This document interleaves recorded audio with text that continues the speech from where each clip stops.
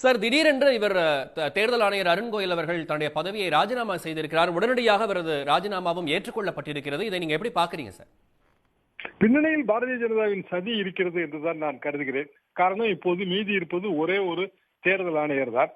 ஏற்கனவே செய்த சட்ட திருத்தத்தின்படி இனிமேல் புதிய தேர்தல் ஆணையர்களை நியமிப்பதற்கு பிரதம மந்திரி நினைத்தாலே போதும் என்கிற நிலைதான். ஆனால் அதற்கும் சற்று கால தாமதமாகும்.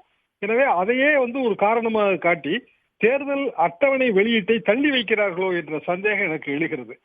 காரணம், பெரிசாஸ்திரி காலத்தில், அதாவது நான் சொல்வது 1988 காலத்தில், 80க்கு பிறகு நாங்களெல்லாம் பத்திரிகையாளர்களாக வந்த பிறகு டிஎன் சேஷன் காலம் வரைக்கும் ஒரே ஒரு தேர்தல் ஆணையர் தான். அப்போது இதை பல தேர்தல் ஆணையர்கள் வேண்டும் என்கிற வாதம் எதற்கு வைக்கப்பட்டது என்றால், ஒருவரே முடிவெடுக்கும் போது அது சர்வாதிகாரமாக இருக்கும். டிஎன் சேஷன் அவர்கள் மீது பல்வேறு சர்ச்சைகள் இருந்தன. ஒருவரே முடிவெடுக்கும் போது சர்வாதிகாரமான முடிவாக இருக்கும். எனவே 3 மெம்பர் கொண்ட ஒரு அமைப்பு தேவை என்றுதான் அந்த வாதம் வைக்கப்பட்டது. அதே போல 3 மெம்பர் கொண்ட அமைப்பாக அது மாற்றப்பட்டது. அதற்கு பிறகு அந்த மெம்பர்களை தேர்ந்தெடுக்கும் முறை எப்படி என்கிற வாதம் சுப்ரீம் கோர்ட்ல வைக்கப்பட்ட போது சுப்ரீம் கோர்ட் அதற்கு ஒரு தீர்வு ஒன்றை கூறியது. அது ரொம்ப டிரான்ஸ்பரண்டாக வெளிப்படைத்தன்மையோடு இருக்க வேண்டும். எனவே அது தேர்ந்தெடுக்கிற குழுவிலே தலைமை நீதிபதிக்கு ஒரு இடம்.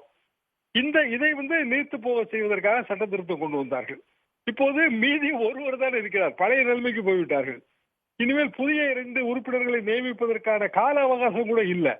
நியாயமாக பார்த்தால் போன முறை 2019 மார்ச் மாதம் 10ஆம் தேதி தேர்தல் அட்டவணை வெளியிடப்பட்டது. அதாவது நாளைக்கு.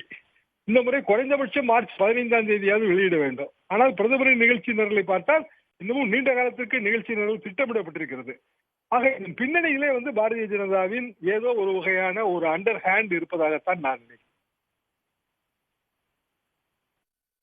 சார், இவர் ஏற்கனவே தேர்தல் ஆணையராக பொறுப்பேற்ற போதே பல்வேறு சர்ச்சைகள் எழும்பியதாக செய்திகள் வெளியாகி உள்ளதே சார்? அது உண்மைதான். சர்ச்சைகள் உள்ளதாக செய்திகள் வெளியாகின. ஆனால் ராஜினாமா செய்த உடனே ஏற்றுக்கொள்ள வேண்டும் என்கிற கட்டாயம் இல்லையே. எந்த ஒரு பதவியாக இருந்தாலும் ஒரு நோட்டீஸ் பீரியட் இருக்கு அல்லவா? சாதாரண நிறுவனங்களில் கூட 1 மாசம் நோட்டீஸ் பீரியட். காரணம், பல்வேறு பணிகள் இருக்கும். அவற்றை எல்லாம் முடித்து வைத்து விட்டு போக வேண்டும் என்பதற்காகத்தான். இது போன்ற இவ்வளவு பெரிய பொறுப்புகளில் இருப்பவர்கள் உடனடியாக 2-3 மணி நேரத்திற்கு முன்பு ராஜினாமா கடிதம் கொடுத்து அதை உடனடியாக குடியரசுத் தலைவர் ஏற்றுக்கொண்டது என்பது ரொம்ப ஆச்சரியமாக இருக்கிறது. அப்படின்னா தேர்தல் ஆணையமே ஸ்தம்பித்து விடுமே. பல வழக்குகள் இருக்கும். பல்வேறு சின்ன ஒதுக்கீடுகள் தொடர்பான தாவாக்கள் இருக்கும். இந்தியா போன்ற பெரிய நாட்டிலே தேர்தல் ஆணையத்தின் பணி, குறிப்பாக தேர்தல் நெருங்குவதற்கு முன்னால் ஏராளமான பணிகள் இருக்குமே. ஒவ்வொரு மாநிலத்துக்கும் இவிஎம் மிஷின்கள் அனுப்ப வேண்டிய வேலைகள் இருக்கின்றன. அவற்றை சரிபார்க்க வேண்டிய வேலைகள் இருக்கின்றன.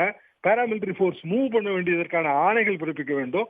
இதெல்லாம் மிகுந்த காலதாமதம் பிடிக்கிற செயலாயிற்று. அப்படி இருக்கும்போது அவற்றையெல்லாம் முடித்து கொடுத்து விட்டு தானே இவரை விடுவிக்க வேண்டும் பணியிலிருந்து.